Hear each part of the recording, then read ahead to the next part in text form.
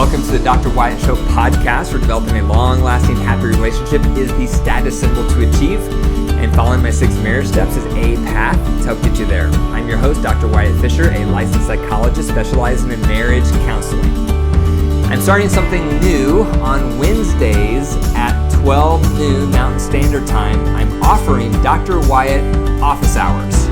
Think about when you went to high school or college, your teachers had office hours. So you could go to those office hours and ask them questions about things you're learning in class that are confusing or things you want some extra support on. So I thought I would do the same thing and provide office hours of the Dr. Wyatt Show. So if I cover things on the podcast that you're curious about, you want to hear more about, or you're confused on, you can show up for these live office hours and pick my brain. So again, it's going to be on Wednesdays at 12 noon Mountain Standard Time. I'm going to be live on Facebook, YouTube, and Instagram. So go ahead and check it out, join, and then I'd be happy to answer your questions. Today we're going to talk about 9 steps to mastering money and marriage. This is a 2-part series. So today we're going to get into the top 4, and then the next episode we'll get into the remaining 5. So again, we're going to talk about money and marriage. This is a huge topic. A lot of couples have conflict around money and marriage, and for a variety of factors. They may have different values around money. They may have different spending habits around money. They certainly don't have a sense of unity and teamwork around money. So it's a common thing for couples to fight about. When I post different things on social media to get people's feedback on their top conflict areas, often money is one of them. But I haven't talked about money very often in the podcast, and so I realized I need to do a new episode on money and marriage. I did one on money and marriage, but it's been a while ago, at least a year ago or 2 years ago. So I figured I'm due for a new episode on money and marriage. So the first step we're going to talk about is you want to understand your partner's relationship with money. What is your partner's relationship with money? We all have a relationship with money. Some of us view money as power. Some of us view money as anxiety. I get anxious when I think about money. That's my relationship. Others of us think about money as freedom. When we have money, we have freedom to live the kind of life we want. Others view money as security. If we have enough money, I feel secure. So a lot of people have different relationships with money. Other people may have a relationship with money that's controlling because maybe that's how they've experienced money used on them or with them in the past. The best thing to explore is your partner's upbringing with money. Sit down, if you haven't already, and ask them, how did your family interact with money growing up? Was there abundance? Was there scarcity? Was it used as power and control over you? Was it used as a source of fun? Was there recklessness around spending habits and it caused a lot of stress? Ask them about how their family interacted with money. It will show you a lot with how they currently interact with money, because how we're raised in our home and how money is viewed and how money is approached and how our family's relationship money is demonstrated rubs off on us. And often that carries into our adulthood. And so the first step in understanding your partner's relationship with money is understanding how their family of origin interacted with money. So for example, in my family growing up, after my parents got a divorce when I was 6, I was raised primarily with my mom, who was single for many years. And even after she got remarried, money continually was a source of stress. There was scarcity around money. I remember my mom almost never had cash in her wallet, and that really stands out to me. And she was chronically stressed around not having enough money to pay the bills, to make ends meet. And that created a desire in me to want to be very ambitious and to have multiple streams of income so that I didn't feel the same scarcity around money, because I have anxiety around money. I can get nervous around not having enough money, and I can start getting preoccupied with, do we have enough to pay this bill? Do we have enough for that bill? And so it's created this desire to earn money strongly so that I don't have that anxiety. And I love reading biographies. You may have heard me say this before, and this reminds me of the story of John D. Rockefeller. If you've ever read his story, it's quite fascinating. And he grew up also with a single mom who never had enough money. And so at a young age, he saw his mom stressing about money, not having enough money, always wondering if she was going to make enough money to pay the bills for him and his siblings. And he was the oldest child, and he really absorbed that anxiety, and likewise, it created in him this intense ambition to earn money so that he could not only take care of his mom, but also so that he never had that same anxiety around money. And I can really relate to that story. It's very similar to mine. So what about you? What's your relationship with money? What's your partner's relationship with money? Spend some time exploring their background, their family of origin, because it will tell you a lot with why they approach money the way that they do today. Number 2, you have to learn to respect differences with approaches to money. Now, all of us are wired a little different. Some of us are savers, we lean that direction. Others of us are spenders, we lean that direction. Others of us, it depends on the topic. But there's validity in both. You need a spender and you need a saver. And so often the trap we get into in marriage is we become judgmental toward our partner's approach to money. We judge their approach and then we dismiss their concerns or their values because it doesn't line up with ours. So you have to check your heart. How much are you judging your partner's value around money? I'm guilty of this. So in our marriage, one difference my wife and I have had through the years is how much money should we spend on groceries. My wife, her family of origin growing up, they always had lots of food in the cabinets, and food was always in abundance, and the refrigerator was always full and packed with food. I wasn't raised like that. In my family growing up, because my mom was tight financially, we didn't have loads and loads of food everywhere. We had enough to get by. And that's my tendency with grocery shopping. So I think the budget should be smaller with groceries. My wife thinks the budget should be larger because for her, that breeds security. So when we have a packed pantry or a packed refrigerator, she loves that. That breeds security for her. But we would get into this tug of war because I would think we were spending too much money on groceries and she would want to spend more money on groceries. And so I noticed I was judging her position and not respecting her position.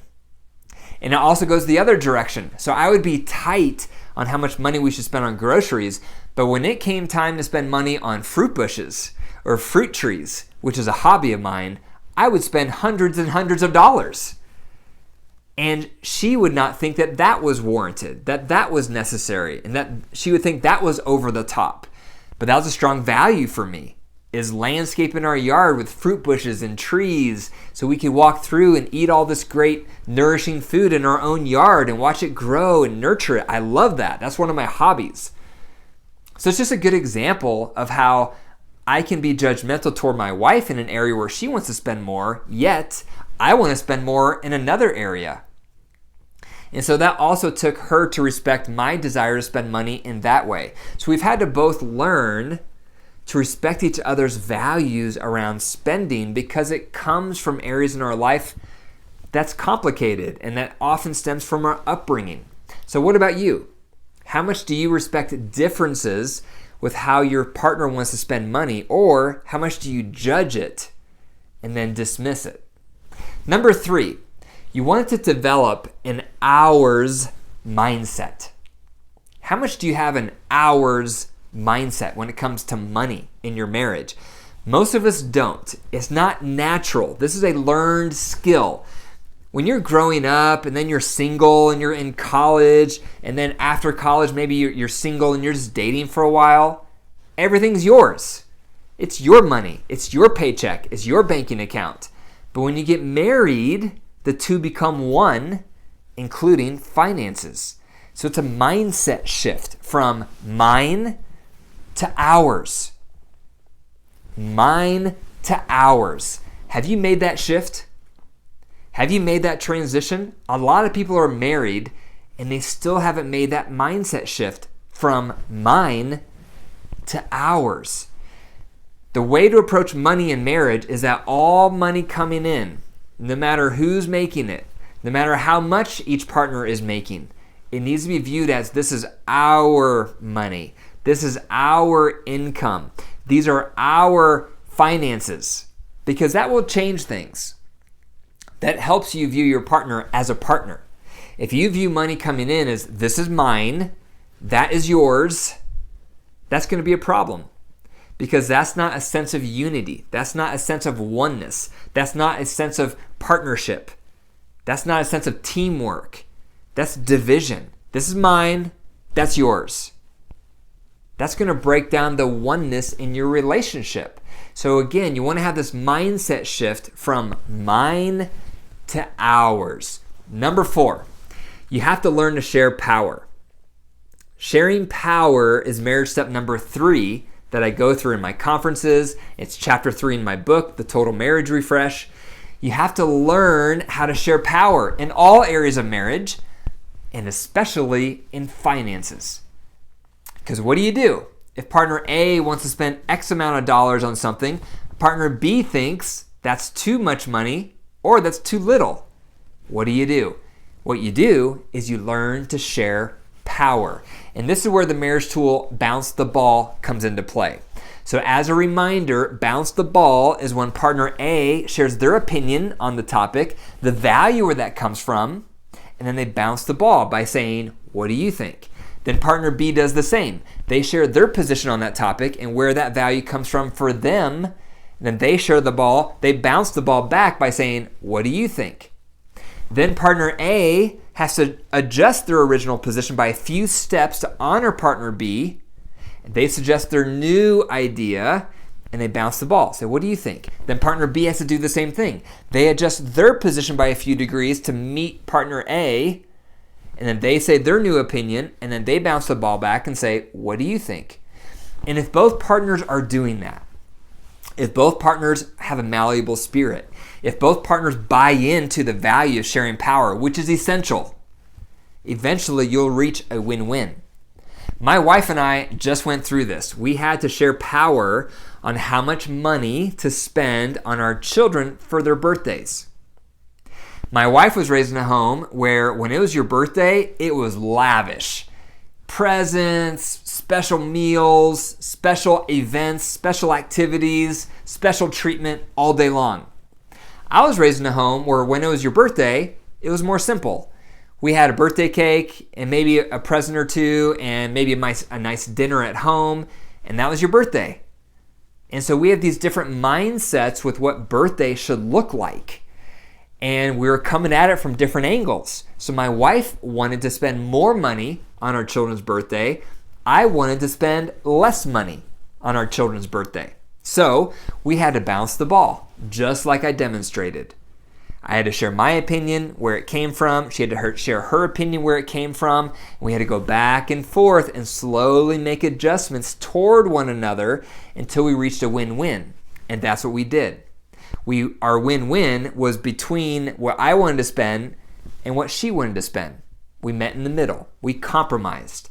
That's sharing power on money. How much do you and your partner do that? It's hard. It takes a lot of hard work to slow down and make all purchases a we decision, where we are sharing power, where we decide how much we're going to spend on that. Because most of the time, you probably won't be on the same page.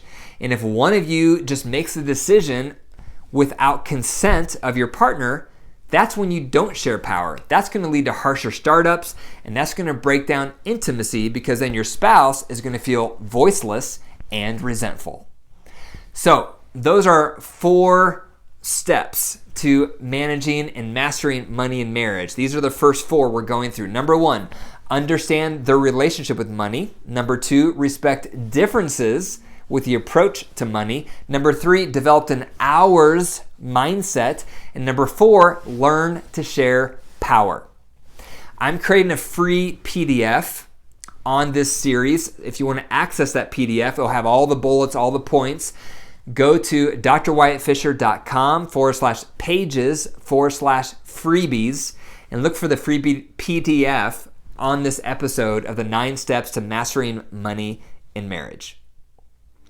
Thank you for listening to the Dr. Wyatt Show. If you enjoyed the episode, pause, click the 5 stars, and leave a review. And the best way to pay it forward is text one person today about the Dr. Wyatt Show. Let them know about it. Let them know why you think it could help them like it's helped you. For more marriage resources, go to my website, drwyattfisher.com. It's packed with resources for you. And remember, your relationship is alive. If you care for it and nurture it, it will grow. But if you deprive it and neglect it, it will wilt and die. The choice is up to you. Take care.